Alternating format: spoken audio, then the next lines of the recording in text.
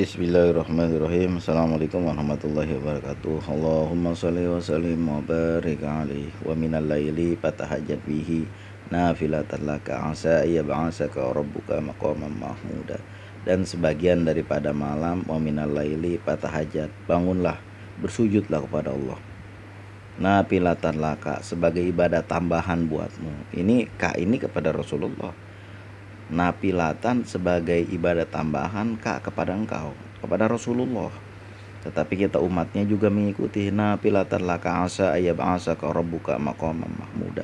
Mudah-mudahan Tuhanmu Allah Subhanahu wa taala membangkitkan kita pada tempat maqaman mahmuda, tempat yang terpuji. Kita dalam hidup ini luar biasa banyak sekali cobaan, tekanan, bahkan ujian yang hampir-hampir kita pikir gak masuk ke dalam otak kita.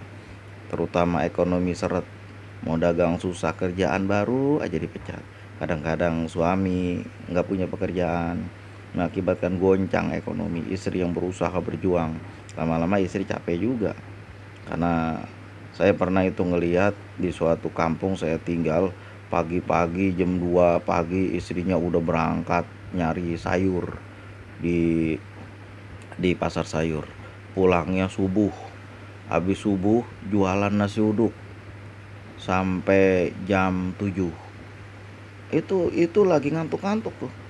Dari jam 7 jualan sayuran sampai sore.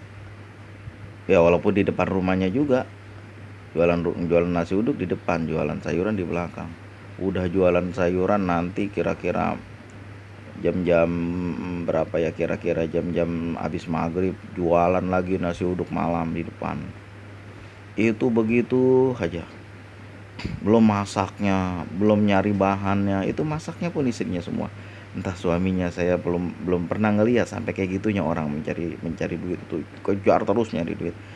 Itu yang saya lihat di depan mata saya. Belum lagi orang-orang yang dari pagi subuh udah berangkat, belum matahari belum naik udah jalan. Kita anak-anak masih pada tidur udah berangkat kerja ke Jakarta Utara, rumah di Jakarta Barat, luar biasa jauhnya.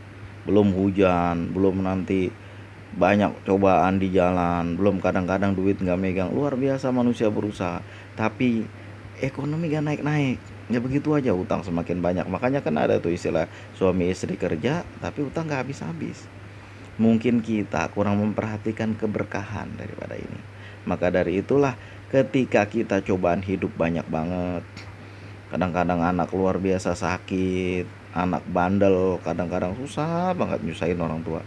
Itu kadang-kadang juga kita sama saudara, karena ekonomi macet, ekonomi susah, itu sama saudara malah dijauhin, dimusuhin. Karena kebanyakan orang kita seperti itu, dijauhin, dimusuhin. Kalau bisa diceritain kemana-mana, bayangin coba, bukannya dibantuin malah diceritain. Kadang-kadang kita juga dulu begitu.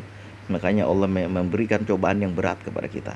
Coba kalau Allah memberikan cobaan yang berat sekali sama kita, kita koreksi diri kita. Apakah kita selama ini dekat dengan saudara-saudara kita? Apakah kita menyambung silaturahim? Kadang-kadang orang gak mau dideketin, gak masalah. Yang penting silaturahim kita sambung. Tegur sapa. Yang penting jangan buat jahat, jangan buat curang kepada saudara, sanak, dan famili. Itu kalau cobaan hidup sudah sangat besar. Kadang-kadang Allah menegur kita supaya kita nih yang tadinya lalai sibuk dengan urusan pekerjaan, kita jadi ingat kepada Allah. Walaupun sesibuk apapun, kita tetap kerjakan sholat. Sholat sunat dulu baru sholat wajib. Setelahnya kok ba'diyah, setelah qobliyah sholat wajib, lalu ba'diyah yang ada qobliyah ba'diyahnya. Kalau asar kan gak ada ba'diyahnya, subuh gak ada ba'diyahnya, maghrib qobliyahnya sunnah. Sedangkan setelah maghrib ba'diyahnya itu sunnah muakkadah. Itu kita perhatikan juga hubungan baik dengan saudara. Kadang-kadang dengan seperti itu Allah menegur kita. Sibuk betul kita dengan urusan kita sehari-hari, sehingga suatu saat saking sibuknya kita lalai kepada Allah, lalu Allah tegur dengan ujian-ujian seperti tadi. Padahal duitnya banyak, hidupnya gak bahagia, resah aja. Padahal gajinya banyak tapi utang gak habis-habis. Kadang tekanan di kantor, dagang bangkrut karena kita ditegur oleh Allah. Kalau teguran-teguran itu mengingatkan kita, jadi bikin kita jadi ingat kepada Allah. Yang tadinya sembahyang tahajud malas jadi bangun tahajud, dekatkan diri kepada Allah. Walaupun motifnya, ya Allah kenapa hidup saya kayak begini susah amat. Lama kelamaan ketika udah sering mengerjakannya, maka dia akan menjadi biasa dan susah untuk tidak melaksanakan tahajud. Sholat duha juga sama, membaca sholawat juga begitu, membaca Al-Quran juga begitu, berbagi sama orang banyak, berbagi manfaat. Khairukum man anfa'a linnasi, sebaik-baik engkau adalah yang paling bermanfaat untuk manusia yang lain. Kadang-kadang kita bukannya bermanfaat tapi ngambil manfaat. Dulu pernah saya ada kenalan yang saya nggak terlalu begitu kenal banget, cuma desas-desus ini bapak ini kan kebenaran seorang guru. Memang kalau diminta tolong sama orang itu gila-gilaan urusannya, mintanya itu balasannya itu luar biasa gilanya. Maka rumahnya makin besar, maka hartanya makin banyak, padahal bukan dari golongan pegawai guru pegawai, padahal guru honorer aja. Tapi dia mengambil kesempatan dari orang banyak, dari orang yang minta tolong dunia pendidikan kepada dia supaya mengambil untung sebanyak-banyaknya.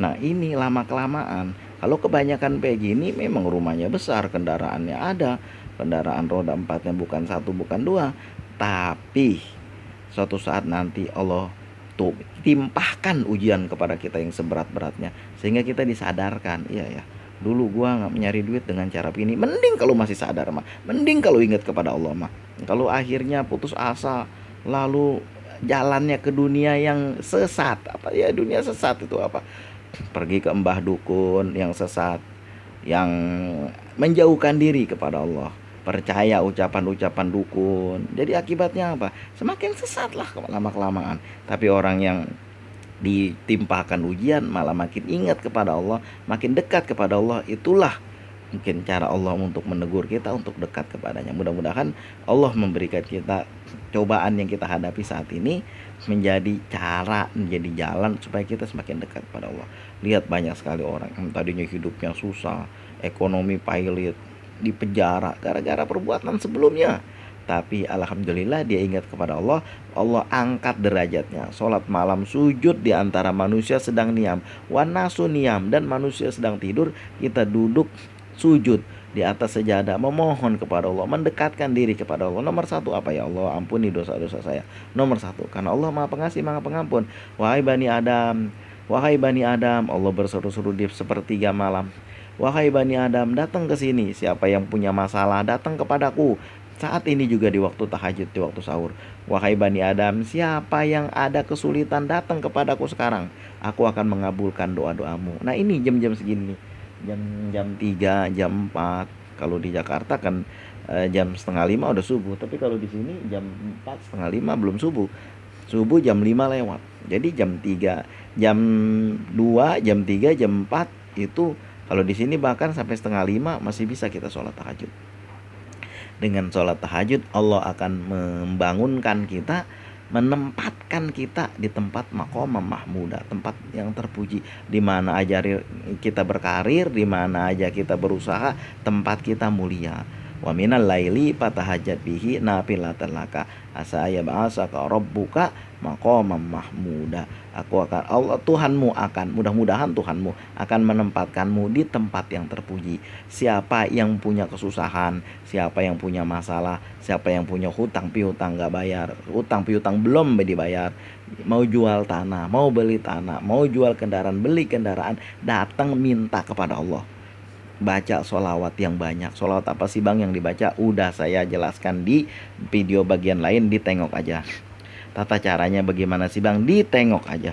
Itu udah saya sediakan. Mudah-mudahan kita yang punya masalah bisa langsung memohon kepada Allah, kagak usah pakai perantara, kagak usah pakai bayar. Yang penting kita datang kepada Allah dan kita jaga makanan kita. Sholawat apapun yang kita baca, doa apapun yang kita baca, kalau makanan kita hasil riba, hasil nipu, hasil nilep, susah dah itu. Lebih baik kita bersihin dulu makanan kita, kita jaga. Hubungan baik kita dengan saudara kerabat kita jaga. Setelah itu baru kita memohon kepada Allah. Sekarang ini jam gini, mudah-mudahan Allah mengabulkan semua permohonan kita, menjadi pahala, menempatkan kita di tempat maqamam mahmudah, tempat yang terpuji. Allahumma shalli wa sallim wa barik ala sayyidina Muhammad wa ala ali sayyidina Muhammad. Mudah-mudahan kalam yang singkat ini bisa menjadi renungan buat kita apabila kita diuji dengan cobaan yang luar biasa banyaknya, tanda Allah sedang menegur kita bahwa kita udah terlalu jauh daripadanya. Dengan seperti itu Allah mengajak kita kepada jalannya. Barakallahu li wa lakum usikum wa nafsi bi taqwallah. Allahumma ya muyassir wa ya dabiru kulli kasir. Bidabiru kulli farid yasir alaika asyir kul asir fataisir asir azatuna ya Allah ilaika kasir wa anta alimun biha wa basir. Usikum wa nafsi bi taqwallah. Assalamualaikum warahmatullahi wabarakatuh.